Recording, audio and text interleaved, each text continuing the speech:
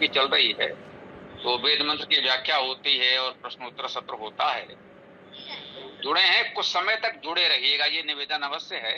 कभी कभी ऐसा होता है कोई व्यक्ति पहली बार जुड़ा और पूरा उसे जानकारी पृष्ठभूमि हम लोगों की नहीं है, तो हो सकता है एक दो बात भूल चूक हमसे हो जाए या हमारे किसी और साथी से कोई कुछ बोले तो भ्रम हो जाता है कि भाई ये किस तरह बात कर रहे हैं। तो यही निवेदन करेंगे, जब आप 2-4 दिन जुड़ते रहेंगे तो समझ में आ जाएगा कि हाँ भाई हम लोग कहाँ क्या। वेद को हम लोग मूल मानकर चलते हैं और प्रयास करते हैं वेद सब लोग जाने समझें, और भी ग्रंथों से जितना स्वाध्याय हो सके, जो जानकारी मिल सके वो लिया जाए, तो प्रयास कर रहे हैं। बिल्कुल, बहुत अच्छा कार्य हो रहा है।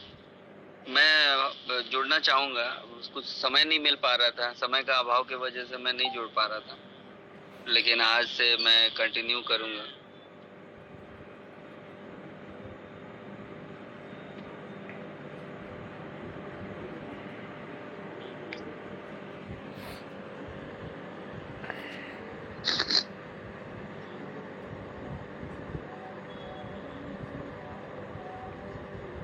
जी आवाज आ रही है?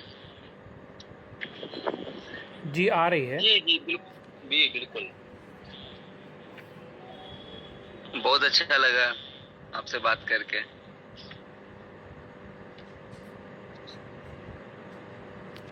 मैं जुड़ा हुआ हूँ, म्यूट कर दे रहा हूँ।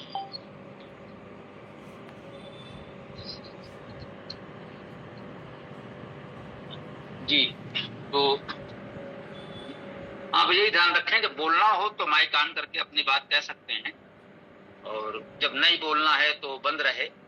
एक साथ एक व्यक्ति बोलेगा, जब कोई बोल रहा हो तो प्रयास करें उसको अपनी बात कह लेने दें, फिर कुछ कहना चाहें तो स्वागत है, कह सकते हैं। तो ईसा पुत्र जी ने तो वही ले लिया है, और वेदायन में इस क्रम से यूं समझिए कि वेदायन के 2 अध्याय हो गए थे, तो ये वेदायन का 3य अध्याय है, ये पुरुष सूक्त से आरंभ हो रहा। तो बताएं, पुरुष सूक्त आरंभ करें या जो ये मंत्र दिखा रहे हैं उसको ले लिया जाए?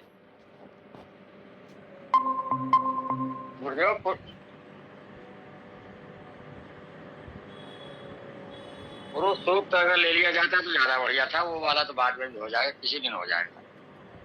पुरुष सूक्त प्रारंभ कर देंगे तो बढ़िया रहेगा। जी, तो वही करते हैं, समय हो रहा है, तो चलो पुरुष सूक्त का प्रयास करते हैं।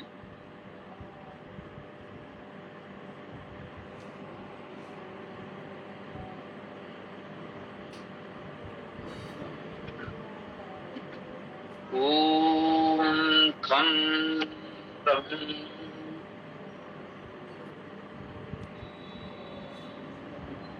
ओम पुरुष सूक्त, ये ऋग्वेद मंडल 10 सूक्त 90 है। ऋग्वेद के 10वें मंडल का 90 संख्या है। इसमें कुल 16 मंत्र हैं। इसको श्रेष्ठ सूक्त भी माना जाता है, अर्थात श्रेष्ठ प्रक्रिया के विषय में बताया गया है। जब श्रेष्ठ नहीं होती तो एकमात्र परमेश्वर ही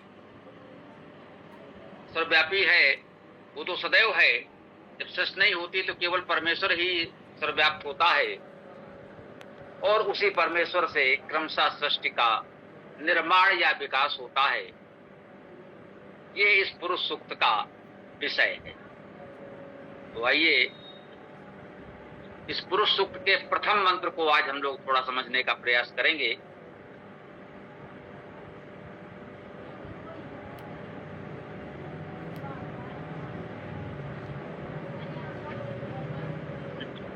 ओम सहस्र शीर्षा पुरुषा सहस्राक्षा सहस्रपात स भूमिं विश्वतो वृत्वा अतिष्ठत् दशांगुलम। बहुत सीधा सरल मंत्र है, अनेक बार इस पर हम लोगों ने चर्चा भी की है। कह रहे सहस्र शीर्षा पुरुषा, सहस्र शीर्ष वाला है वो, सहस्र अर्थात हजार, हजारों सिरों वाला है। पुरुषा अर्थात पुरुष। पुरुष शब्द का क्या अर्थ हुआ? अग्रणी, और परिपूर्ण। पे धातु है पूर्ण करने के अर्थ में, और पुर धातु भी है पूर्ण करना, भरना, अग्रणी होना, अग्रसर होना, अभिगमन करना, ये पुर धातु के भी अर्थ है। इस पुर धातु में ये उस प्रत्यय है, इस प्रकार से ये पुरुष शब्द निष्पन्न होता है। ठीक? तो हम लोग धातु के अनुसार अर्थ करते हैं। उस प्रकार से पुरुष शब्द का अर्थ हुआ पुरुष या अग्रणी, परिपूर्ण। ये परमेश्वर के लिए आया है। कह रहे हैं पुरुष अर्थात परमेश्वर जो सबसे अग्रणी है, परिपूर्ण है, वह परमेश्वर ही पूर्ण है और सब उसी से उत्पन्न है, तो अपूर्ण है, स्वाभाविक है। कह रहे हैं वो जो पुरुष परमेश्वर है वो सहस्र शीर्षा, 1000 शीर्ष वाला है। अब स्वाभाविक है सहस्र शीर्ष का यह अर्थ नहीं है कि आप ऐसे व्यक्ति की कल्पना करें जिसके 1000 सिर हों, आप गिने, जैसे हमारे एक सिर है, ऐसे किसी के 1000 सिर हों आप गिने, जहां भाई 1 2 3 4 1000 हो गए, नहीं। वेद में शत, सहस्र अर्थात शाब्दिक अर्थ लें तो 100 या 1000 की संख्या आती है, तो ये बहुत के अर्थ में आती है। उसको सीधे केवल उस संख्या को न ले करके हम लोग बोलचाल में भी कह सकते हैं भाई ऐसे सैकड़ों देखे हैं, ऐसे हजारों लोग मिलते हैं, तो वहां उस संख्या का भाव नहीं, भाव यही होता है कि बहुत। तो वेद में ये बहुलवाची शब्द हैं, बहुत के अर्थ में आते हैं। तो सहस्र शीर्षा पुरुषा का अर्थ ही हुआ उसके बहुत से शीर्ष हैं, एक शीर्ष नहीं है। अब ये शीर्ष है, शीर्ष स्थान, सबसे ऊंचा स्थान, मुख्य स्थान, श्लोक में भी ले सकते हैं, क्योंकि परमेश्वर कोई व्यक्ति तो है नहीं इसका कोई शीर्ष या सिर होगा, एक या अनेक।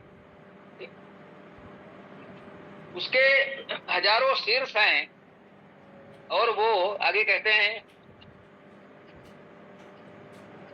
सहस्राक्षा, उसके 1000 आंखें भी हैं, सहस्रपाद, उसके हजारों पैर भी हैं, स्वाभाविक। परमेश्वर के अनंत सामर्थ्य का वर्णन किया जा रहा है कि हम लोगों का एक सिर है, 2 हाथ है, 2 पैर हैं, इस छोटी सी सामर्थ्य से हम कुछ थोड़ा बहुत कार्य कर पाते हैं। तो परमेश्वर के तो हजारों सिर हैं, हजारों आंखें हैं, हजारों पैर हैं, अर्थात वो बहुत अधिक सामर्थ्यवान है, हमारे तुलना में बहुत समर्थ है। इसको इस भाव से ही लें। इसको इस प्रकार भी ले सकते हैं कि परमेश्वर तो निराकार है, लेकिन वो हजारों हाथों से कार्य करता है, हजारों पैरों से चलता है, हजारों आंखों से देखता है, वो हजारों शीर्ष वाला है। तो ये हजारों शीर्ष, पैर, आंखें क्या हैं? मानिए हम ही लोग तो हैं, परमेश्वर निराकार है, वो अव्यक्त है। जब वो व्यक्त हो जाता है तो व्यक्त कहलाता है, हम आप सब व्यक्ति हैं। उस अव्यक्त निराकार परमेश्वर के व्यक्त रूप हम आप हैं, उस परमेश्वर के साकार रूप हम आप हैं। ये संपूर्ण सृष्टि साकार है, परमेश्वर निराकार है, ये बात ठीक है। साकार और निराकार के भ्रम में हमको नहीं पड़ना चाहिए। जो परमेश्वर का मूल स्वरूप है वो निराकार है, इसमें कोई संदेह नहीं है। लेकिन ये जो सृष्टि है ये साकार है और ये परमेश्वर से उत्पन्न है, परमेश्वर का ही तो व्यक्त स्वरूप है। निराकार परमेश्वर अव्यक्त है, परमेश्वर का व्यक्त स्वरूप ये सृष्टि है, हम सब उसके व्यक्त स्वरूप हैं, इसलिए व्यक्ति कहे जाते हैं। वो अव्यक्त है और हम व्यक्ति हैं, हम उसके व्यक्त स्वरूप हैं। वो निराकार है, हम साकार हैं।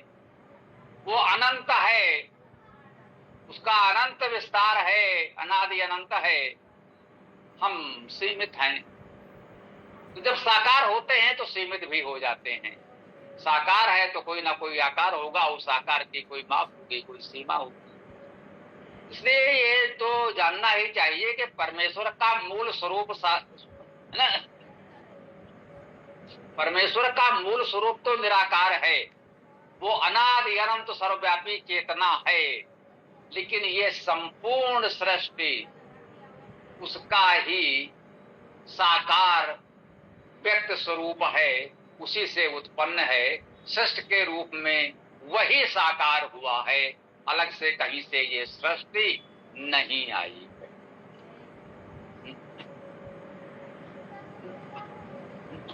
परमेश्वर के अनंत स्वरूप को स्पष्ट करते हुए आगे कहा गया है कि सबभूमि विश्वतः व्रत्वा, सा अर्थात वह भूमि में भूमि को, ये भूमि का अर्थ है संकीर्ण, ये छोटी सी पृथ्वी मत मानिए, भू धातु का अर्थ है होना, भूमि का अर्थ है जो कुछ हुआ, जो कुछ होता है वो सब भूमि कहा गया है, अर्थात संपूर्ण सृष्टि।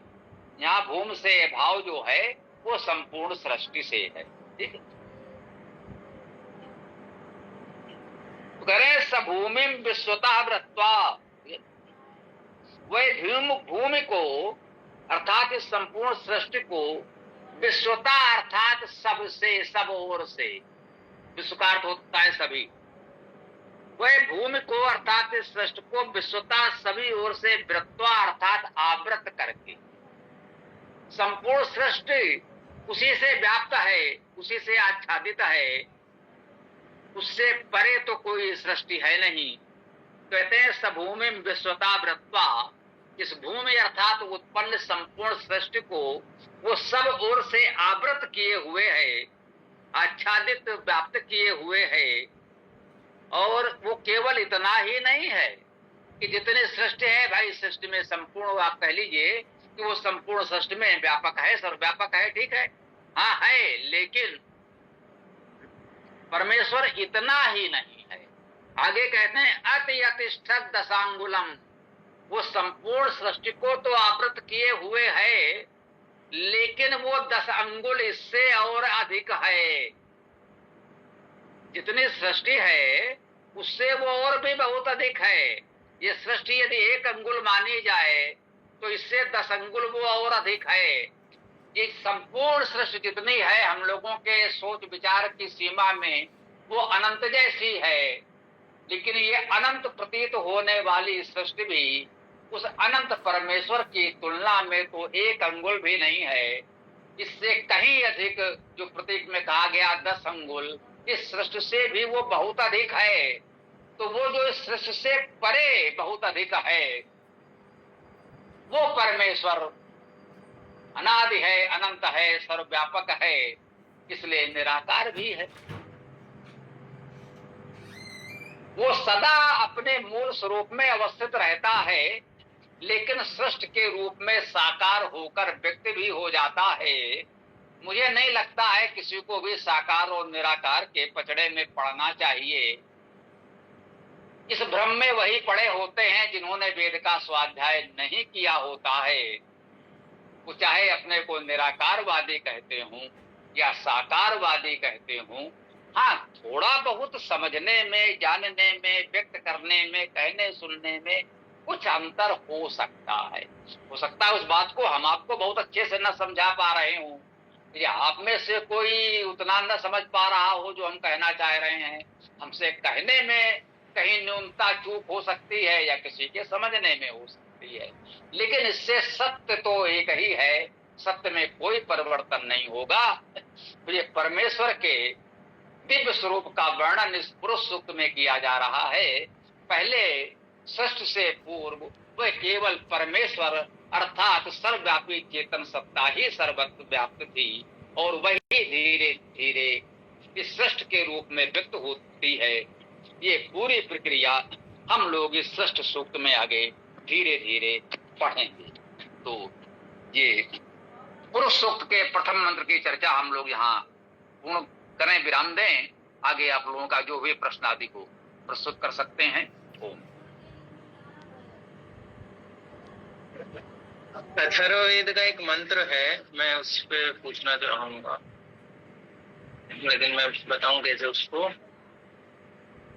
अथर्ववेद 18:2-49। कोई स्क्रीन शेयर करके दिखा दे तो। अरे पढ़ पाओ तो पढ़ दो।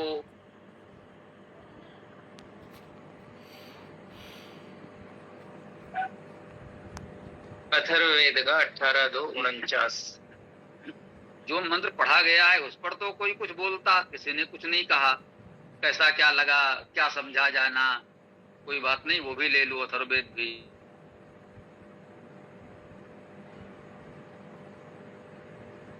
इस पे मैं एक बार पहले सातवलकर जी का अनुवाद पढ़ देता हूँ।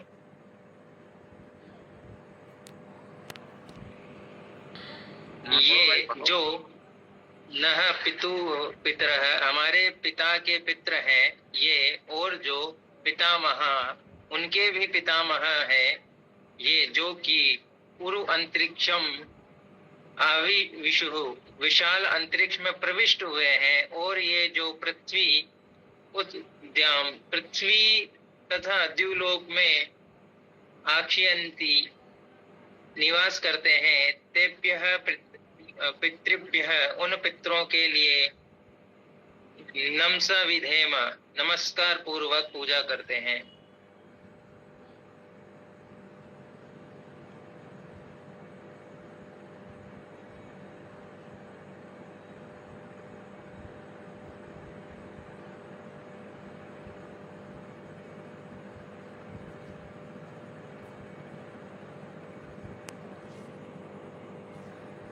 जी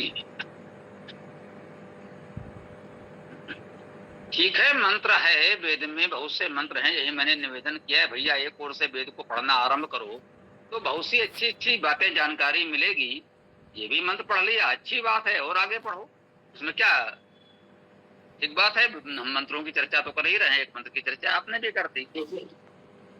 इस मंत्र में पितरों के पूजा की बात आई है कि जो हमारे पिता के पितर हैं उनके भी जो पितर हैं जो अंतरिक्ष में निवास करते हैं, तो उनकी पूजा वगैरह, मतलब तर्पण जो, उसको तो अलग से लेते, लेकिन पूजा का इसमें विधान सातवलकर जी ने तो दिया है। बाकी इसका सही अर्थ क्या होगा, धातु धातु। ठीक है, समझ गए आपकी बात हम। मुख्य बात ये है जो उसमें कहा गया है विधेम, कहा गया है नमसा विधेम, ये अर्थ ठीक किया। नमसा अर्थात नमस द्वारा, नमः विसर्ग होता है, ये विसर्ग संध के नियम से सा हो जाएगा, अलंग सा होगा, और तृतीया विभक्ति का आ जुड़ेगा तो नमसा हो जाएगा। नमन पूर्वक, नमन के साथ, नमन द्वारा, इसका ऐसा अर्थ कर सकते हैं। ठीक है, मुख्य बात आई आगे है विधेम। हिरण्यगर्भ सूक्त के सब मंत्रों के अंत में आता है कस्मै देवाय हविषा विधेम, किस देव के लिए हम हवि द्वारा विधान करें। विधेम का अर्थ जब हम करेंगे तो विधेम का अर्थ पूजा करना तो मुझे नहीं लगता कहीं से हो पाएगा, ठीक है ना। वैसे पूजा करने का जो मूल भाव है, जो षोडशोपचार पूजन भी हम लोग करते हैं, तो पूजा करने का विधान यही है कि उसकी आवश्यकताएं पूरी की जाएं। कोई अतिथि आया है, वो चाहे हमारे अपने पिताजी, दादाजी, या कोई और मान्य अतिथि आया हो, परिचित हो अपरिचित हो, तो क्या कहते हैं, उसको आसन दीजिए, पाद्यम पैर धोने के लिए जल दीजिए, पैर धुलवाइए, हाथ धुलवाइए, आसन दीजिए, बैठा लिए, वस्त्र दीजिए, अंगोछा दे दो, तौलिया दे दो, हाथ पैर पोंछ ले, बैठा लो, जल पिलाओ, जलपान कराओ, भोजन कराओ, वस्त्र दो। षोडशोपचार पूजन में यही सब तो करते हैं। इसका क्या अर्थ हुआ कि जो भी मान्य अतिथि है उसको सेवा सत्कार सम्मान करें, उसकी आवश्यकताएं जो भी है उसकी पूर्ति करें। करे पूजा भूपति सुभाका, धरी नाम जो मुनि गुनि राखा। भाव यही है कि जब कोई पूज्य विद्वान आया है तो उसकी पूजा की, अर्थात ही षोडशोपचार पूजन जो है, उसको हाथ पैर धुलवाए, भोजन कराया, वस्त्र दिया, आदि आदि विश्राम किया। हाँ भाई बताइए कैसे आप। तो जब पूजा की बात करें तो पूजा का भाव तो हम लोग यही समझ पा रहे हैं, लेकिन यहाँ पर विधेम शब्द है, पूजेम शब्द नहीं है। पूजित धातु का कोई नहीं है, पूजन की अर्थ वाली धातु नहीं है। तो विधेम का अर्थ हो सकता है विधान करें, भी उपसर्ग धा धारण करना, विशेष रूप से धारण करें, ऐसा कह सकते हैं। तो उसके लिए हम नम्रता धारण करें, अच्छी बात है। तो जो भी हमारे पूर्वज हैं, पिता के पिता हैं, उनके भी पिता हैं, उनके भी पिता हैं, आज जो हैं जो नहीं हैं, उन सबका सम्मान होना चाहिए, उन सबका पूजन होना चाहिए, उनके मार्गदर्शन में हम लोगों को चलना चाहिए। इसमें कहीं कोई समस्या नहीं है। बात यही है कि हम मन में कुछ मान कर बैठे हैं और उसके अनुकूल कुछ कहीं संकेत मिला, बोले हाँ भाई ठीक है। तो मेरे यही कहना है कि आप जो चाहें करें, कोई समस्या नहीं।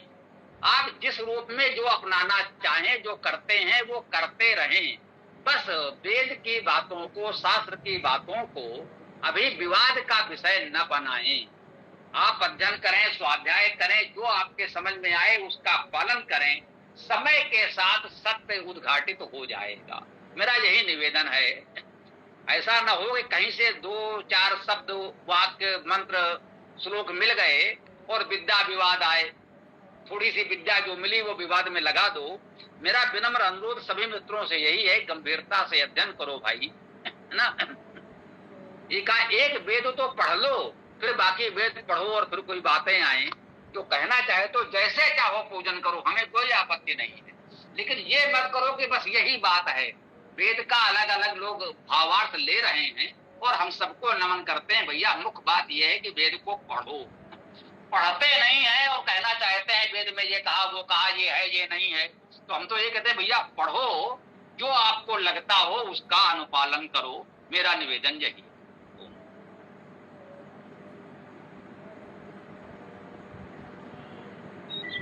जी स्वामी जी, लेकिन यहाँ पर जो जिनकी बात करी गई है उनको अंतरिक्ष निवासी कहा गया है, जो अंतरिक्ष में पृथ्वी तथा द्युलोक में निवास करते हैं। तो यहाँ पर सेवा का भाव तो ले ही नहीं सकते, क्योंकि वो तो यहाँ रहते ही नहीं है। अंतरिक्ष का भाव अगर आप किस भाव से ग्रहण कर ले, हमें कोई समस्या नहीं। फिर वेद का सत्य सम्मान की भावना तो आएगी ना, इसमें तो कोई आपत्ति नहीं होगी। आप जो मान रहे हैं वो मानिए और उनका सम्मान करिए, ये आवश्यक है। नहीं, वो मैं समझ गया, लेकिन मैं ऐसे कह रहा हूँ कि वेद का फिर सही अर्थ भी तो हमें पता हो कि वेद कहना क्या चाह रहा है हमसे। जब हम कहते हैं कि हम ये करेंगे, ये करना चाहिए, तो हम देखते हैं ना कि वेद में लिखा है इसलिए हमें ये करना चाहिए। उसी हिसाब से मैं पूछ रहा था।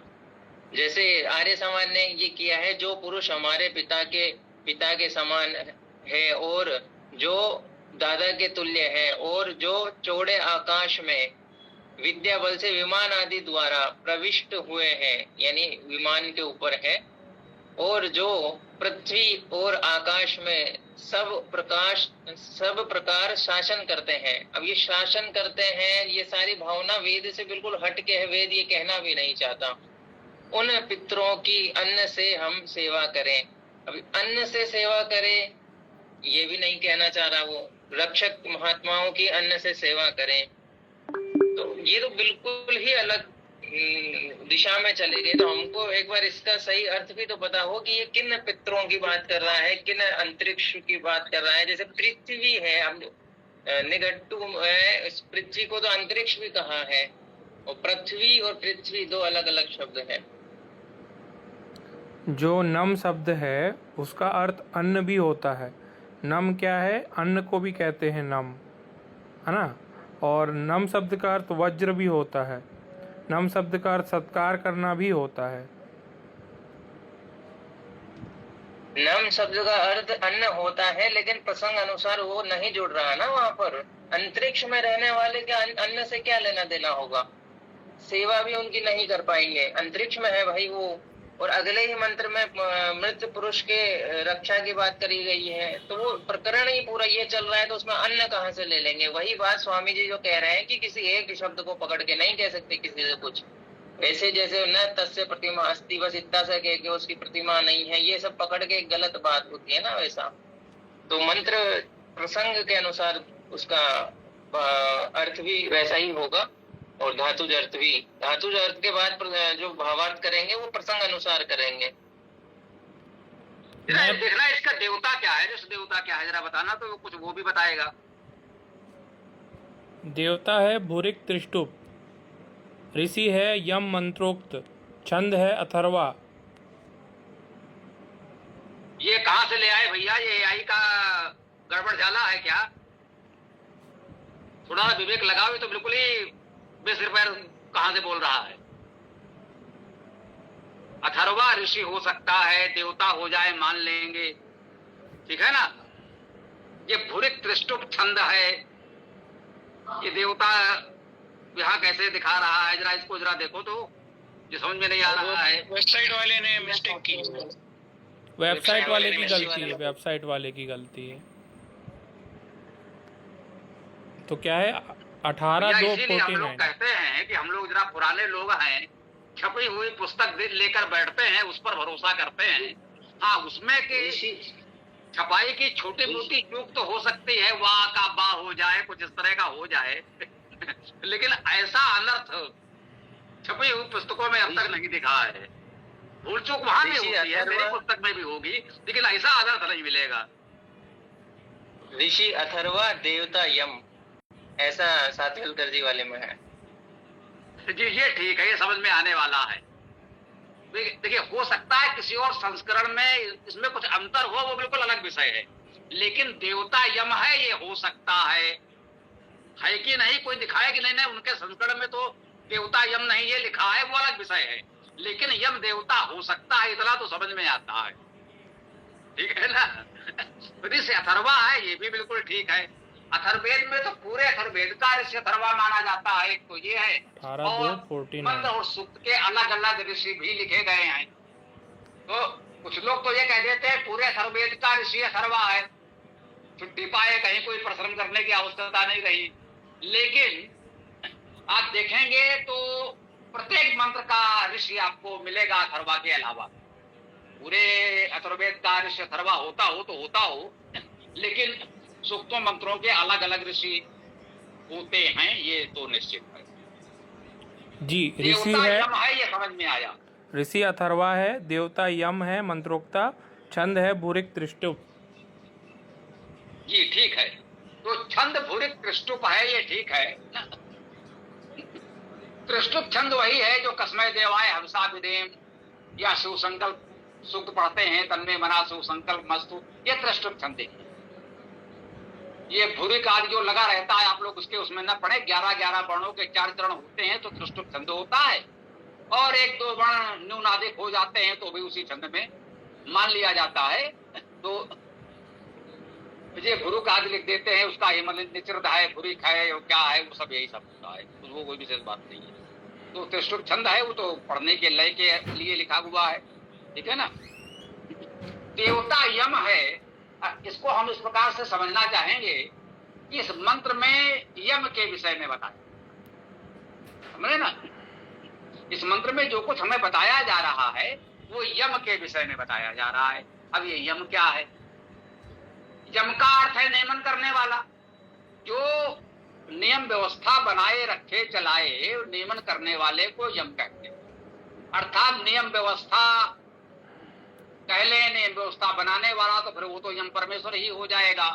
तो नियम व्यवस्था बनाने वाला परमेश्वर का स्वरूप, उसकी शक्ति जो भी मान लें, परमेश्वर की वो शक्ति, परमेश्वर का वो स्वरूप जो इस सृष्टि में व्यवस्था बनाए रखता है, उसे हम यम कहेंगे, और वो इस मंत्र का देवता है, अर्थात इस मंत्र में उस विषय में बताया गया है, ठीक। अब इससे जोड़कर देखें तो इसका अर्थ हम इस प्रकार करना चाहेंगे कि जो भी हमारे पितर पितामह आदि आदि जो भी कहे गए हैं, भाई हमारे वरिष्ठ जन है, जो भी उन्होंने नियम व्यवस्था बना दी है, हम उसका अनुपालन करें तो अनुशासित रहें, सुखी रहें। अब हम सारे पूर्वजों ने जो व्यवस्था बना दी है उसका उल्लंघन करेंगे, कोई अनुशासन संस्कार नहीं मानेंगे, तो समाज में अराजकता होगी, वो ठीक है। अब आपने कहा वो अंतरिक्ष में रहते हैं, ठीक है, अंतरिक्ष पृथ्वी और देवलोक के मध्य में माना गया है।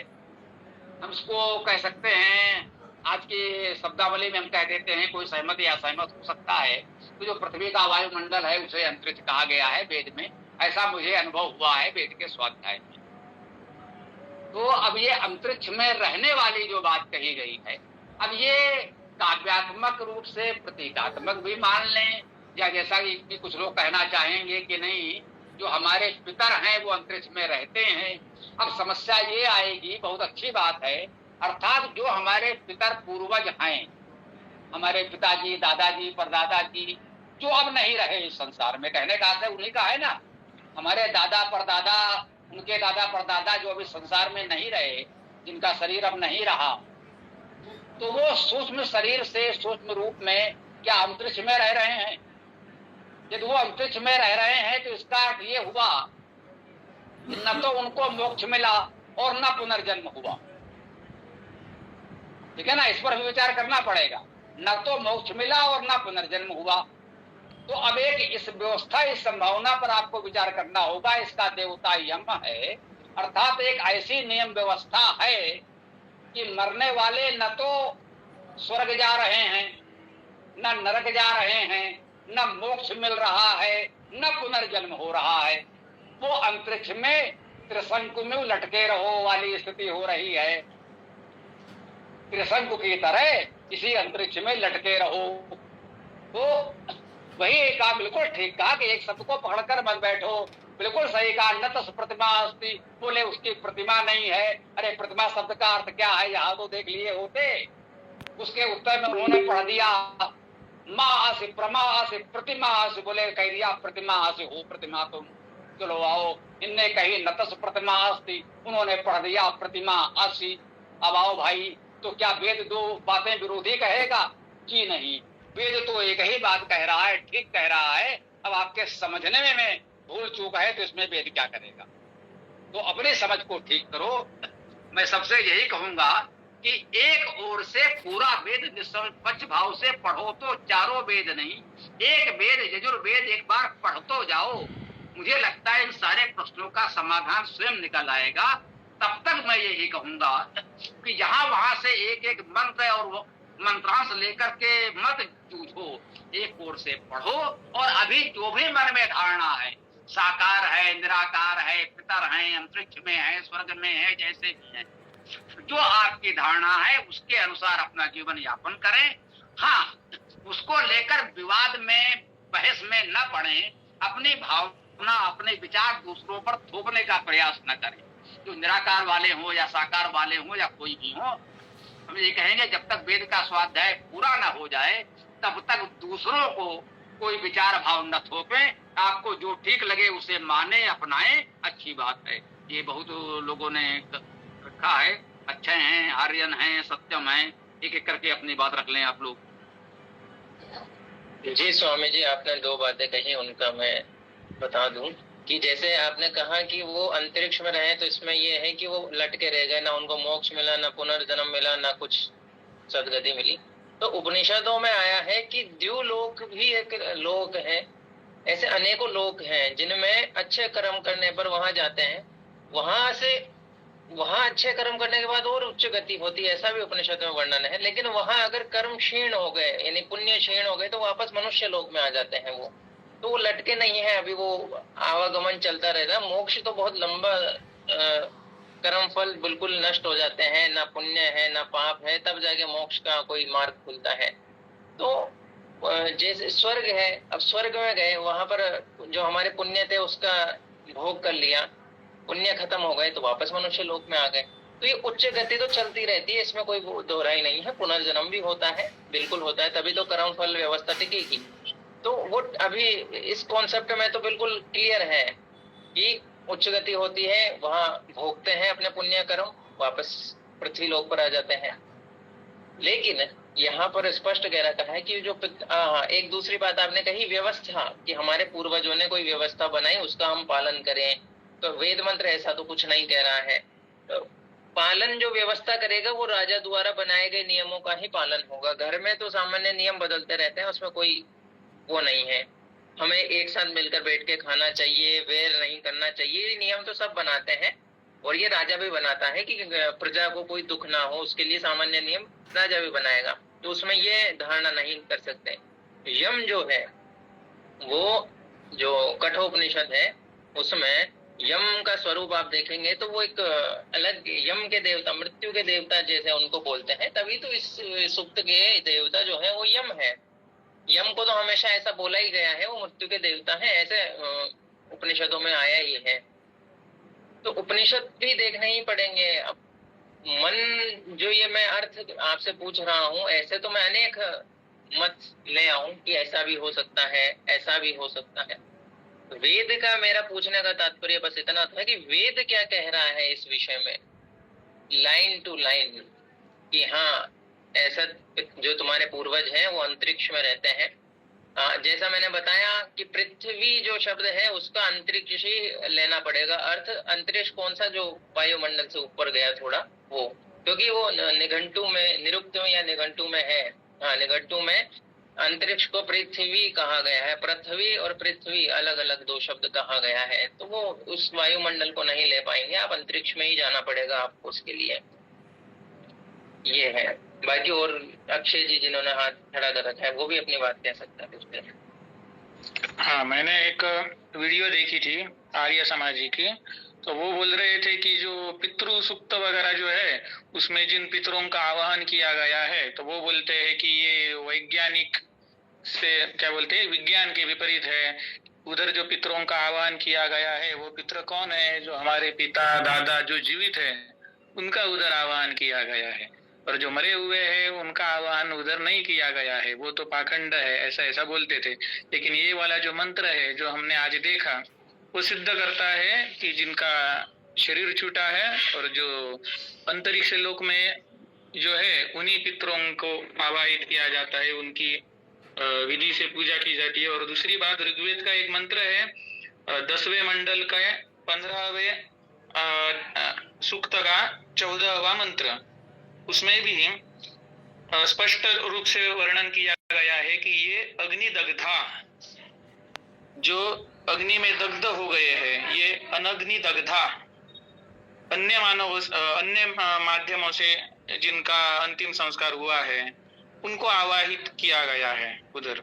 वो मंत्र साफ साफ दर्शाता है कि अग्नि द्वारा दग्ध हुए पितरों को आवाहित किया जाता है। 10-15 क्या? हाँ, 10, 15, 14।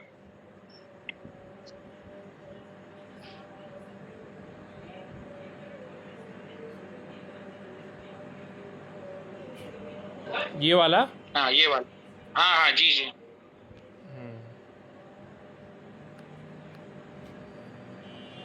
आप पदार्थ पढ़ सकते हैं। ये मंत्र अथर्ववेद के किस कांड का है? अभी तो ये ऋग्वेद पढ़ रहे हैं। ये अग्निदग्धा, ये अनग्निदग्धा, ये ऋग्वेद से पढ़ रहे हैं। चलिए इसका अर्थ मैं पढ़ता हूँ। ये कौन सा मंत्र है, एक बार वो बता। मंत्र पढ़ दे रहा हूँ मैं। ऋग्वेद मंडल 10 सूक्त 15 मंत्र 14 मंत्र पढ़ रहा हूँ। ये अग्निदग्धा, ये अनग्निदग्धा, मध्ये दिवः स्वधया मादयन्ते, तेभिः स्वराड सुनीतिमेताम यथावसम तन्व कल्पयस्व। अब इसका अर्थ पढ़ रहा हूँ मैं। पदार्थ, ये जो पितर अग्निदग्धा, अग्निदग्ध हैं, अर्थात अग्नि विद्या में परिपक्व ज्ञान वाले व निपुण हैं, जिन्होंने अग्नि आदि देवों का ज्ञान प्राप्त किया है। ये अथवा जो अनग्निदग्धा, अग्नि विद्या में निपुण नहीं भी हैं, अर्थात जिन्होंने इन अग्नि आदि देवों का ज्ञान प्राप्त नहीं किया। आत्मचिंतन में व समाज स्वभाव के अध्ययन में लगे रहकर जो विज्ञान की शिक्षा को बहुत महत्व नहीं दे पाए, ये सब पितर जो कि दिवह मध्य ज्ञान के प्रकाश में स्वधया, स्व प्लस धा, आत्म तत्व के धारण से मादयन्ते अत्यंत हर्ष का अनुभव करते हैं, ते भी उन पितरों से स्वराट आत्मशासन करने वाला तू एताम सुनीतिम, इस प्राण विद्या को कल्पयस्व सिद्ध कर, प्राण विद्या को सिद्ध करके यथावशम इच्छा के अनुसार अर्थात जैसा चाहिए वैसा, तन्वम शरीर को कल्पयस्व शक्तिशाली बना। दूसरा, पितरों को यहाँ दो भागों में बांटा है।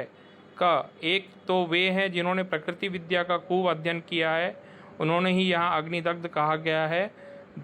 दूसरे वे हैं जिन्होंने समाज शास्त्र, अध्यात्म शास्त्र, सोशियोलॉजी व मेटाफिजिक्स का पर प्रयत्न किया है। वे यहाँ अनग्निदग्ध कहलाए हैं। ये सब के सब ज्ञान के प्रकाश में विचरण करते हैं। अज्ञान में ही उन्हें ज्ञान का अनुभव होता है। इन पितरों से प्राण विद्या को, जीवन की नीति को सीखने का हमें प्रयत्न करना चाहिए। इस सुनीति को सीखकर हम स्वराट आत्मशासन करने वाले बनेंगे तो अपने शरीरों को उचित प्रकार से शक्तिशाली बना सकेंगे। तो इन्होंने पूरा एक्सप्लेन किया है मंत्र को, सिर्फ ऐसा नहीं कि संस्कृत और उसका अर्थ पढ़ा है, उन्होंने एक्सप्लेन भी किया है। अब जिसको केवल एक्सप्लेनेशन चाहिए तो वो दूसरे भाग से भी पढ़ सकते हैं, जैसे कि मैं पढ़ रहा हूँ। ये अग्निदग्धा ये अनग्निदग्धा दिवह मध्य स्वधया मादयन्ते। अग्नि तेज या ताप जिन किरणों से बढ़ जाता है वे ग्रीष्मकाल अर्थात उत्तरायण के अंत की तथा जिन उनसे विपरीत शीतकाल अर्थात दक्षिणायन के अंत की सूर्य रश्मियाँ जो आकाश के मध्य में विचरती हुई जल वृष्टि से प्राणी को जीवन देती हैं। स्वराट ते भी एताम सुनीतिम तन्वम यथावसम कल्पयस। हे यज्ञ की प्रकाशम अनाग्ने, उन किरणों के द्वारा प्राण संचार के स्थान जीव शरीर को यथायोग्य समर्थ बना। ये अर्थ है स्वामी ब्रह्म मुनि परिव्राजक जी का। और इससे पहले मैंने पढ़ा था पंडित हरिशरण सिद्धांतालंकार जी का। दोनों ही आर्य समाज के हैं। वो पढ़ने से शैली से ही पता चल गया कि मंत्र कुछ भी कहे उनको अपनी बात तो कहनी ही कहनी। अधिकांश भाष्यकारों की यही स्थिति हो गई। वेद क्या कहता है ये जानने में रुचि नहीं है, हम क्या कहना चाहते हैं वो बताने में रुचि है। अब हम बहुत विनम्रता से, ये सब हमारे बड़े अग्रज विद्वान हैं, उनको प्रणाम करते हुए लेकिन अपने को नहीं रोक पाए। ये है पढ़ते समय कई बार हास्यास्पद सा लगने लगता है। जो सबसे पहले वाला मंत्र पढ़े थे उसका भी जो अर्थ पढ़ा गया था, जिसमें वो विमान में अंतरिक्ष में उड़ रहे थे, तो वास्तव में मतलब कह सकते हैं ऐसी स्थिति में हंसी रोकना कठिन हो जाता है। देखिए, वेद विद्या गहन है, गंभीर है। मैं ये कहूं कि नहीं मैं ही जो कह रहा हूं वही अंतिम सत्य है, तो ये ठीक नहीं होता। हमसे अच्छा अर्थभाष आप कर सकते हैं, प्रयास करें, ये मेरी भावना और इच्छा भी है। लेकिन अब ऐसा भी नहीं कि मंत्र क्या कह रहा है कुछ हो, लेकिन हमें तो अपनी बात कहनी है, तो इस स्तर पर तो न जाएं। लेकिन कुल मिलाकर मैं यही कहूंगा आप लोगों से, आप लोगों में भी युवा ऊर्जा है, तो यहाँ वहां से एक एक मंत्र लेकर चर्चा न करें, क्रमशः वेद को पढ़ लें, है ना। जैसे वेदायन हमने लिया है तो ऐसा नहीं कि अपने किसी विचारधारा को सिद्ध करने के लिए एक एक मंत्र यहाँ वहां से उठा लाए। चारों वेदों के चुने हुए सूक्त हैं, 81 सूक्त, 421 मंत्र, चारों वेदों के प्रथम और अंतिम सूक्त। और जो भी सूक्त लिए गए वो क्रमशः लिए गए। सामान्यता वो सूक्त ले गए जो कहीं ना कहीं किसी रूप में बहुचर्चित बहुप्रचलित हैं, वो आर्य समाज में हो या किसी अन्य समाज में हो। जैसे मान लीजिए पुरुष सूक्त की ही आज हम बात कर रहे हैं, भैया इसी पुरुष सूक्त से षोडशोपचार पूजन होता है मूर्ति पूजा में भी। ये श्रेष्ठ सूक्त के रूप में आर्य समाज में भी बहुत प्रचलित है। जो विश्वविद्यालय में आज का बौद्धिक वर्ग अध्ययन करता है वो भी इसको महत्वपूर्ण मानता है। तो हमने प्रयास किया है जो बहुचर्चित बहुत महत्वपूर्ण माने जाने वाले सूक्त हैं, और कहने की जिनको लेकर थोड़ा सा लोगों में मतभेद विवाद की स्थिति भी है, उसको हम लाए और शब्दशः अर्थ करने का प्रयास किया। अब से विधेम शब्द की बात आई तो हमने कहा इसका अर्थ हम करेंगे विधान करें या विशेष रूप से धारण करें। ये सीधा सरल अर्थ है, भावार्थ जिसको जो निकालना हो निकाले। वो अंतरिक्ष में है, जिन मंत्र ने कहा है तो कहा है। अब हमने इसे भावार्थ निकाला कि भैया वो अंतरिक्ष में है तो पुनर्जन्म भी नहीं हुआ, मोक्ष भी नहीं हुआ, और क्या नहीं हुआ। आपने बताया कि नहीं अन्य लोकों में इस प्रकार से रह सकते हैं, ठीक है। तो यदि आपकी ये भावना है कि इस जीवन के पश्चात वो हमारे पितर पूर्वज अंतरिक्ष भी ऐसा लोक है जहाँ पर वो किसी रूप में सूक्ष्म शरीर से सूक्ष्म रूप में रह रहे हैं, और जो भी विधि व्यवस्था है वो पुनः उनका जन्म होगा या क्या होगा वो बात की बात है। लेकिन एक अगर व्यवस्था है कि भाई वो अंतरिक्ष में भी किसी रूप में रह रहे हैं, ठीक है भाई रह रहे होंगे, हम उस पर ये नहीं कहेंगे नहीं नहीं ये कैसे हो सकता है, ये तो होगा ही नहीं। नहीं, मैं ये निवेदन करूंगा ठीक है ये संभावना भी है, लेकिन ऐसा नहीं है कि कोई बात मन में लेकर के और ये मंत्र केवल इसीलिए खोज लाए कि इसमें पितरों के अंतरिक्ष में होने का कोई संकेत मिल रहा है तो लो भाई हमारे ये वाला सिद्धांत सही हो गया। तो मैं यही कहूंगा कृपया वेद को एक ओर से पढ़ें, हो सके तो पहले वेदायन पढ़ लें, वेदों का सार लघु रूप है कुछ समझ में आ जाएगा, और उसके पश्चात एक वेद यजुर्वेद पढ़ लें, उसके बाद लेकर के आना। एक एक मंत्र मत खोजो, एक एक मंत्रांश मत खोजो, एक वेद पढ़ लो, वेद क्या कहना चाहता है कुछ अपने मन में आ जाए। वेद को अंधों का हाथी मत बनाइए, किसी ने पूंछ पकड़ी तो हाथी रस्सी जैसा है, किसी ने पैर पकड़ा तो बोले हाथी खंभे जैसा है। कृपया हाथी को, इस वेद को अंधों का हाथी मत बनाइए। आप जो लोग कहते हैं सबकी बात सही है, लेकिन मुझे यही लगता है कि हम वेद को अंधों का हाथी बना रहे हैं। हम अंधे हैं और वेद तो हाथी है, इसमें तो कोई संदेह नहीं है। तो कृपया आंखें खोलकर थोड़ा पूरे हाथी को देखने का प्रयास कीजिए, तब आपको समझ में आएगा ये हाथी न तो सूप है, न रस्सी है, न खंबा है, ये कुछ और ही है। तो वेद को एक ओर से हम कहते हैं बिल्कुल केवल पढ़ जाइए, बहुत बुद्धि मत लगाइए, एक बार पढ़ तो जाइए, बहुत रहस्य खुल जाएंगे। बाकी आप चर्चा करते रहें, इसी चर्चा से कुछ न कुछ तो रहस्य खुलेगा ही, है ना। आवश्यक नहीं कि मेरी सारी बात आप मान लें। हाँ, इतनी बात आपने हमारी मान ली, मुझे बहुत प्रसन्नता है कि हाँ शब्दशः व्याकरण संबद्ध धातु जर्थ किया जाना चाहिए। हो सकता है आप हमसे भी अच्छा धातु जर्थ कर दें, वो मान्य होगा हमें। तो लगे रहें, स्वाध्याय करते रहें, एक दिन सत्य की प्राप्ति हो जाएगी। हो सकता है हमसे अच्छा प्रकाश आपको मिले। बहुत बहुत शुभकामनाएं। हम यही कह रहे हैं, कुछ क्या लिखा है इसमें। कृपया धातु जर्थ बताइए, किस शब्द का क्या है, बोलो जरा, प्रयास करते हैं। अभी जो मंत्र लिया था ना अग्निदग्धा वाला, उसका धातु जर्थ। देखिए जिस पर चर्चा हो चुकी है बहुत लोगों से हमारी जी। अग्निदग्धा का अर्थ हुआ अग्नि द्वारा जला हुआ, ठीक। अग्निदग्धा में समास है, तत्पुरुष समास है। तो दग्धा जो है, दग्धा शब्द बिल्कुल किसे गता होता है, गया हुआ। हम व्याकरण के सूत्र नहीं बताते, क्षमा करें मुझे नहीं आता है। आप कह सकते हैं कि हाँ भैया हमको इतनी व्याकरण नहीं आती, मुझे व्याकरण के सूत्र नहीं आते। हम जनसामान्य को समझाने का प्रयास करते हैं। तो जैसे कहते हैं गता अर्थात गया हुआ, दग्धा का अर्थ है जला हुआ, जो जल गया है। अग्निदग्धा अग्नि में जल गया है, अग्नि द्वारा जल गया है। अग्निदग्धा का अर्थ तो यही हुआ। अब जो अग्नि में जल गया है वो किस रूप में कैसे क्या होगा, वो आप अपना भावार्थ करने के लिए स्वतंत्र हैं। और आगे बताएं।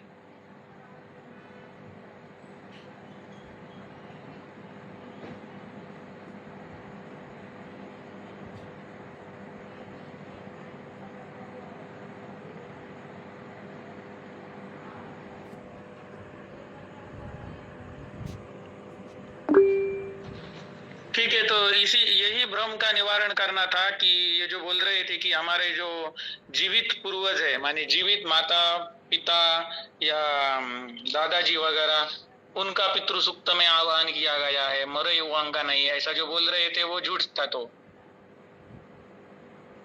ये मंत्र जो आपने पढ़ा है उसका कोई पितृ सूक्त था, मैंने ध्यान नहीं दिया होगा, अचानक एक मंत्र आया। तो ये पितृ सूक्त है जिसमें उसी के विषय में पूरा वर्णन है। सिर्फ पितृ सूक्त नहीं, उन्होंने कहा कि वेदों में ऐसा कहीं भी नहीं है कि जो मरे हुए पितरों का आवाहन किया गया हो, जो जीवित है उनका ही हम सम्मान किया गया है उन मंत्रों से। इस प्रकार वो बोलते थे, वो झूठ साबित हो गया। फिर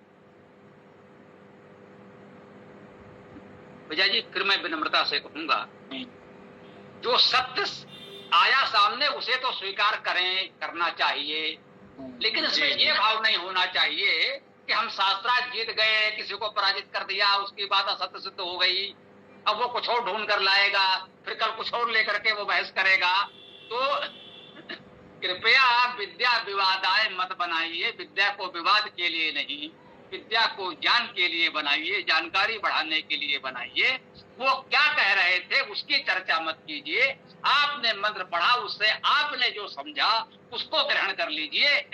शेष कोई क्या समझ रहा है उसको समझने दीजिए, है ना। आपके जो समझ में आया उसे अपनाइए, पालन कीजिए, और दूसरे क्या समझ रहे हैं उनको समझने दीजिए।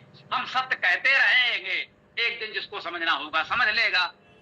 बस समझ रहे ना, हमको बस विवाद से बचना है, बाकी सारी बातें ठीक है।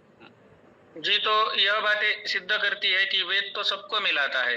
माने जो आर्य समाजी है और पौराणिक जो पारंपरिक है वो भी पितरों का जो भी बता रहे थे वो भी इससे मैच होता है, वो भी वेद से ही आया है।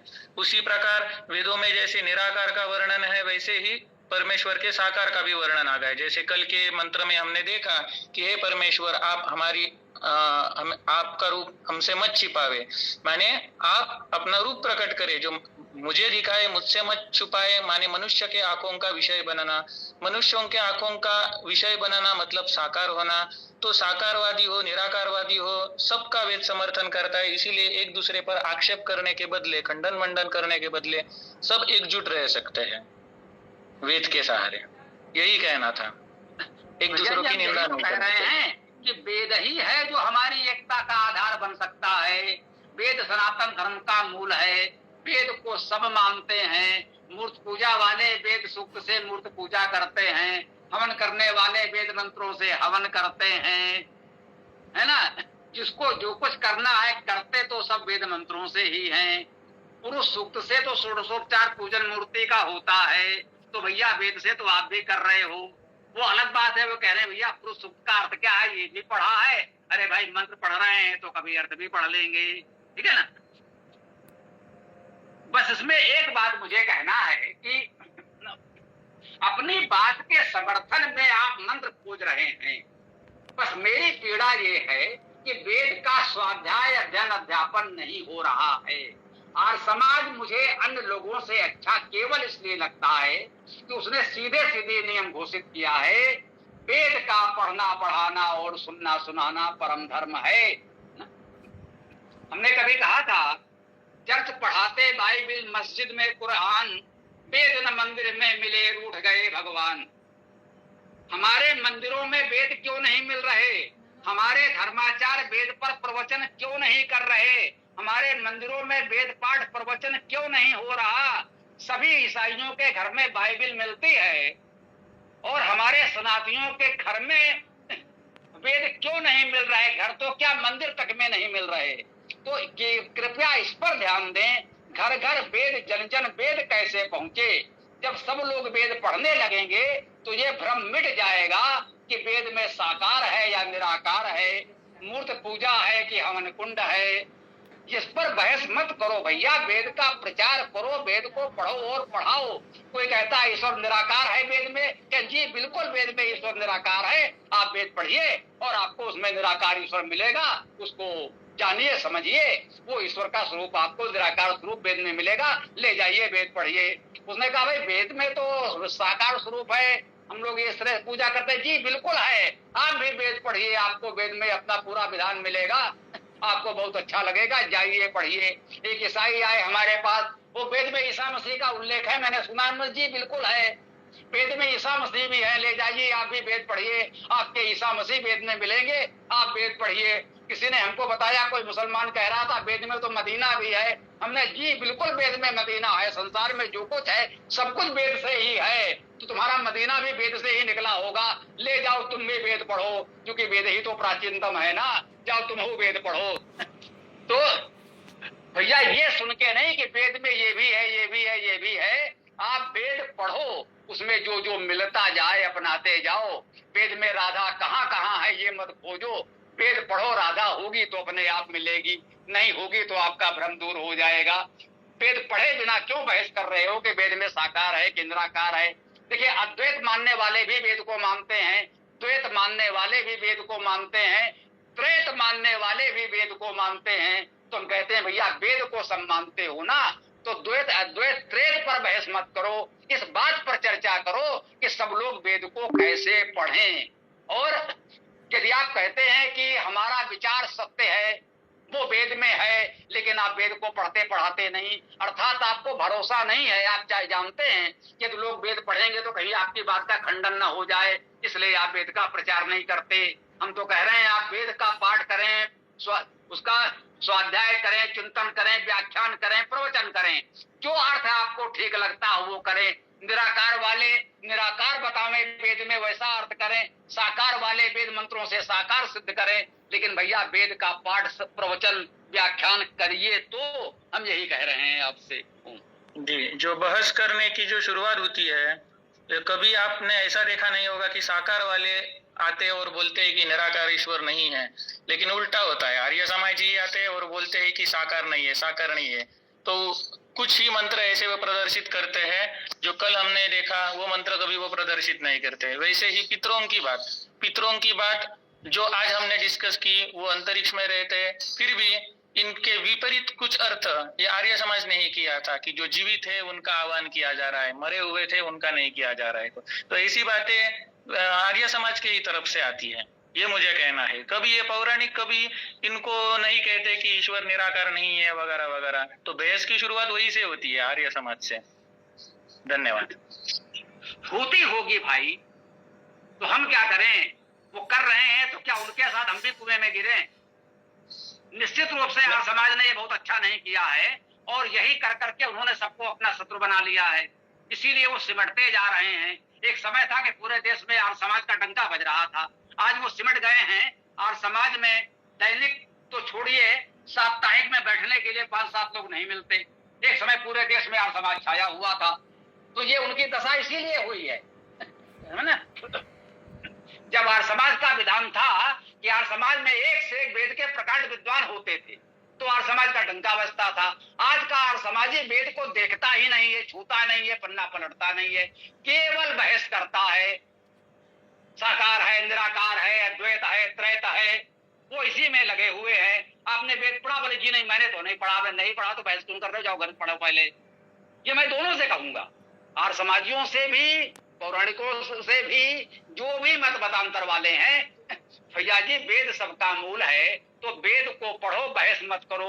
जो तुमने कहा आर्य समाजी पहले करते हैं, ठीक है, वो आए बहस करने, उनसे एक ही प्रश्न पूछिए, उस पर बहस मत करो कि वो साकार है कि नहीं है। इस पर उनसे कहो भैया आपने वेद पढ़ा, कितना पढ़ा ये हमें बता दो। जी नहीं हमने तो नहीं पढ़ा। तो जाके पहले पढ़ो, पढ़ के आओ, फिर बात करते हैं तुमसे। ये करना आरंभ कर दो। उनकी पिछ पर मत खेलो, उनके जाल में मत फंसो। ये मैंने एक बार तुम लोगों को समझा चुका हूं। वो तो जाल फेंक रहे हैं कि उनके जाल में तुम उलझ जाओ, व्यर्थ के प्रश्न करेंगे और तुम उसे में उलझे रहो। ये मत करो। उनसे कहो भैया मैं तो वेद पढ़ रहा हूं, क्या तुमने भी पढ़ा है? पढ़ा है तो पढ़ा दो। आर्य समाज के लिए वेद बहुत महत्वपूर्ण है। आर्य समाज ने हमको सिखाया कि वेद का पढ़ना पढ़ाना परम धर्म है। तो भैया थोड़ा वेद आप हमको पढ़ा दोगे क्या? वो भाग खड़े होंगे, ठीक है ना। वो तत्काल भाग खड़े होंगे। जो गोष्ठी आरंभ हुई है पहले वेद कक्षा के नाम से आरंभ हुई थी। कुछ बच्चों ने ऐसे कुछ ग्रुप में बात हो रही थी व्हाट्सएप में ही, यहाँ वहां, तो कुछ हमने लिख दिया होगा, ध्यान नहीं है। तो कुछ हमने कहा होगा अरे भैया कुछ वेद पढ़ लो तब तो आगे बात करोगे। वही इस तरह की कोई बात वहीं से बच्चे कर रहे होंगे। तो हमने कहा भैया कुछ पढ़ लो तब तो बात करोगे। लड़का बिल्कुल वो हो गया, कहता सब लोग बात करते, कोई पढ़ाता तो है नहीं। मतलब उसका ये था कि हम वेद पढ़ना चाहते हैं, कोई पढ़ाता तो है नहीं। लोग मतलब कि बहस करते रहते हैं, ये वो। आप पढ़ाएंगे? मतलब उसने बिल्कुल एक नाराजगी में ये कहा कोई पढ़ाता तो है नहीं, आप पढ़ाएंगे? हमने कहा मेरे पास दूसरा कोई काम नहीं, भैया बताओ क्या करना है। मैंने कहा मैं कानपुर में हूँ, कैसे पढ़ोगे? बोले वो तो ऑनलाइन हो सकता है। हमने कैसे होगा पता नहीं। बोले हम व्यवस्था बनाएंगे, आप पढ़ाइए। तो वर्षों हो गए इन स्कूल जाने वाले बच्चों ने ये वेद कक्षा आरंभ की थी। बाद में बड़े लोग अधिक जुड़ गए तो उसका नाम वेद गोष्ठी कर दिया गया। समस्या यही है, कोई वेद को पढ़ता पढ़ाता नहीं है, केवल इस पर बहस करते हैं। वो कहते हैं भैया मूर्ति नहीं होनी चाहिए। अगर बिल्कुल नहीं होनी चाहिए, आपने कितना वेद पढ़ा है केवल ये बताइए। मैं आर्य समाजियों से कहता हूं कि जितनी ऊर्जा आपने मूर्ति पूजा के खंडन में लगाई है, यदि ये ऊर्जा आप वेद के प्रचार में लगा देते तो आज मूर्ति की आवश्यकता ही नहीं। जो हमने अपने एक साक्षात्कार में कहा था, यदि घर घर एलईडी होगा तो मोमबत्ती कौन जलाएगा? वेद बहुत अच्छा है, लेकिन उसे घर घर पहुंचा दीजिए ना। जब घर घर लोग वेद पाठ करने लगेंगे, पर कौनो चालसा आरती गाने नहीं आएगा। जब वेद लोगों तक पहुंचा ही नहीं है तो जिसको जो मिल रहा है पढ़ रहा है। आप वेद का व्याख्यान करिए तो फिर देखिए लोग भागवत सुनने जाते हैं कि वेद सुनने जाते हैं। वेद तो आप कुछ करते ही नहीं, वेद की बात ही नहीं करोगे, केवल खंडन मंडन करोगे तो लोग तुमसे उड़ करके उधर चले जाते हैं। वो चाहे वो भागवत के नाम पर कुछ भी सुना रहा हो, उसको वहां एक सुकून शांति मिलती है, चल भाई कुछ अच्छी बात कर रहा है, भले ही बहुत विद्वान नहीं है। तुम बहुत विद्वान हो, वैसे हैं तो वो भी विद्वान नहीं लेकिन व्यर्थ में वो खंडन मंडन चढ़ाना आरंभ कर देंगे। तो हम आपसे यही कहेंगे कि आप लोग उनके पिच पर न खेलें, आप लोग उनके जाल में न फंसें, आप खंडन मंडन में न फंसें, उनके खंडन मंडन का उत्तर न दें। वो कहें ईश्वर निराकार है, जी है, मूर्त पूजा नहीं होनी चाहिए, बिल्कुल मत करो, जाओ पहले वेद पढ़ के आओ, बस इतने पर आ जाओ, हम आपके साथ बहुत संतुष्ट हैं। समझे ना, हम आपके साथ संतुष्ट है। हमारा आपका वैचारिक मतभेद की समस्या नहीं है।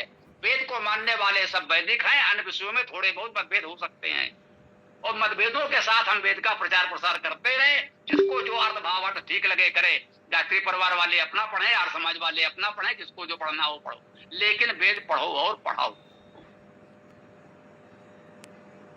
जी, यही बात मैंने भी ग्रुप में लिखी थी कि भैया अगर आपको लगता है कि मूर्ति पूजा ही सही है तो करिए। ईश्वर और जीवात्मा के बीच का पर्सनल मैटर है ये कि वो कैसे उपासना करता है, जीवात्मा को कैसे उपासना करनी है ईश्वर से, ये उसका पर्सनल मैटर है। उसके बीच में किसी को आना नहीं चाहिए। आपको जैसे उपासना करना है कीजिए। हर व्यक्ति एक तरीके से तो उपासना नहीं करेगा, सबका गुण कर्म स्वभाव अलग अलग है ना। कि वात पित्त कफ सबकी प्रकृति अलग है, तो हर व्यक्ति एक तरीके से उपासना नहीं कर सकता।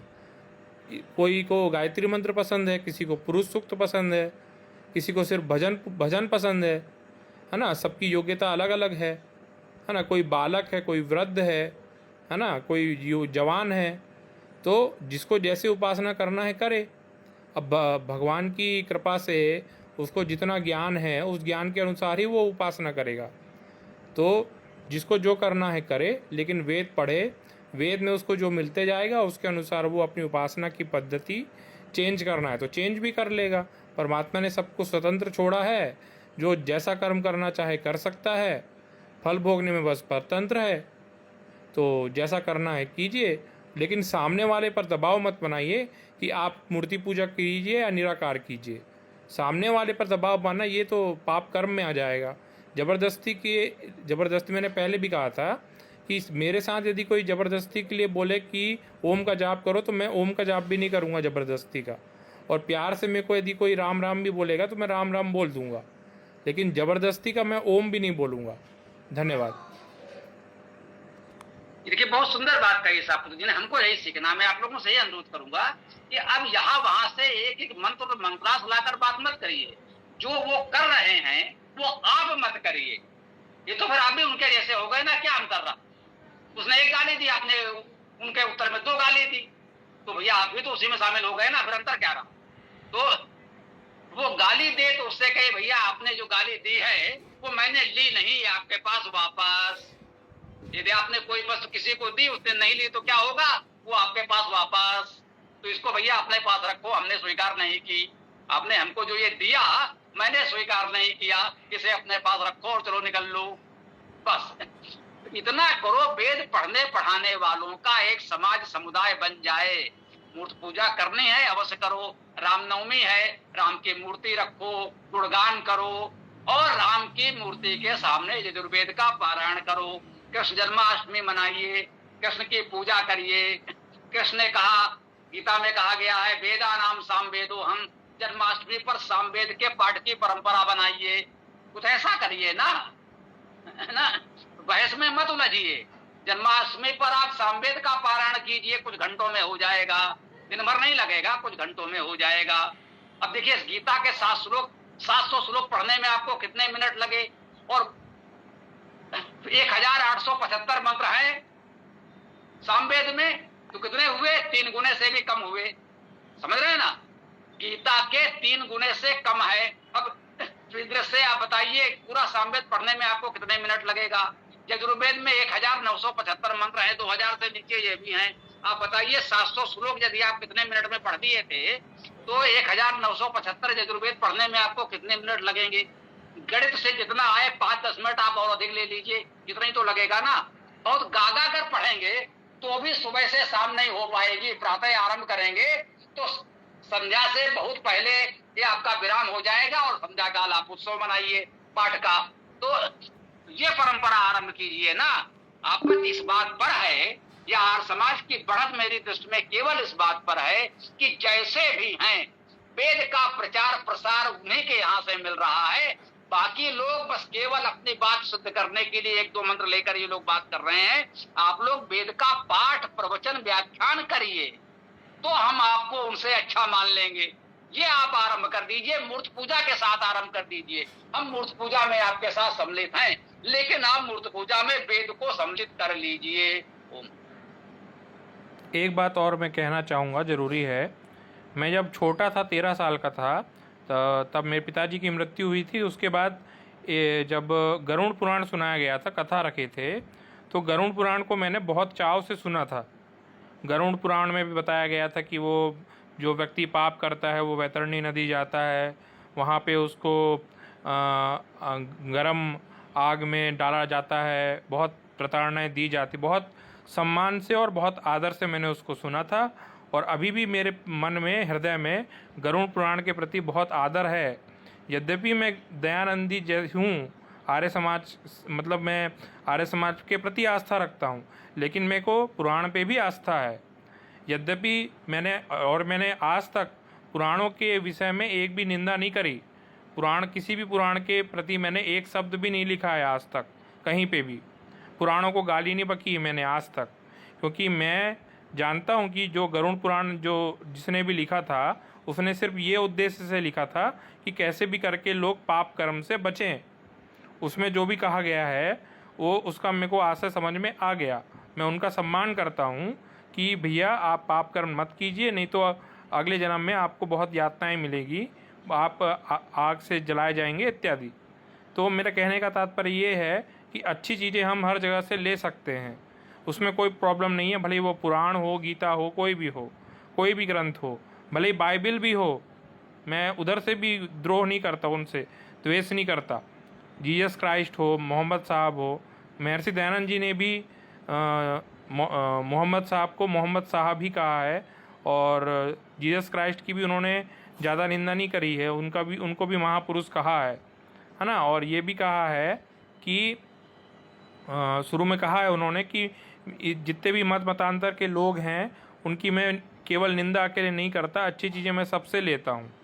तो अच्छी चीज़ें हम सबसे ले सकते हैं, ऐसे कोई प्रॉब्लम नहीं है कि वहाँ पे ये कुछ लिखा गया है तो ये पूरा ही अग्राह्य हो गया, पूरा ही बेकार हो गया, ऐसा नहीं है। अच्छी चीज़ें सब जगह से ले सकते हैं। जैसे कि मैंने बोला ना, गरुड़ पुराण का अभी तक मेरे पे चित्त में और हृदय में बहुत आस्था है। गरुड़ पुराण का मैं भी सम्मान करता हूँ। इसी प्रकार से मैं सबका सम्मान करता हूँ, विरोध में नहीं लिखता मैं। हाँ, कुछ चीज़ें बस विरोध में लिखता हूँ। धन्यवाद जी। आपने जो गरुड़ पुराण के जो अलग अलग नरकों के प्रकार आए हैं गरुड़ पुराण में, वही प्रकार आपको कुरान में भी मिलेंगे, वही प्रकार क्रिश्चियनों के भी उनमें मिलेंगे। उन नरकों का डिस्क्रिप्शन सेम टू सेम वैसा ही है, लेकिन उन नरकों के जो नाम है वो अलग मिलेंगे क्योंकि उनकी भाषाएं अलग है। लेकिन जैसे हम इधर धातु जो अर्थ निकालते हैं, वैसे उनके उधर का यदि अर्थ निकालना जाएगा तो वो अर्थ मैच होगा। ऐसा ही है। तो सबका ओरिजिन सनातन ही है, यह बात सिद्ध होती है। इससे पहले मैंने और एक उदाहरण दिया था, वो मत्स्य अवतार वाली कथा का, मनु का, जो बड़ी नाव बनाने को कहते हैं। उसके बाद महाप्रलय होता है, महाप्रलय के बाद वो नाव होती है, वो मेरू पर्वत की तरफ जाकर रुकती है। महाप्रलय का पानी कम होता है और उसी मनुष्य की संतान सब पृथ्वी भर फैलती है। तो यही कथा कुरान में भी मिलती है। उधर मनु को नोहा कहा गया है और बाइबल में भी मिलती है।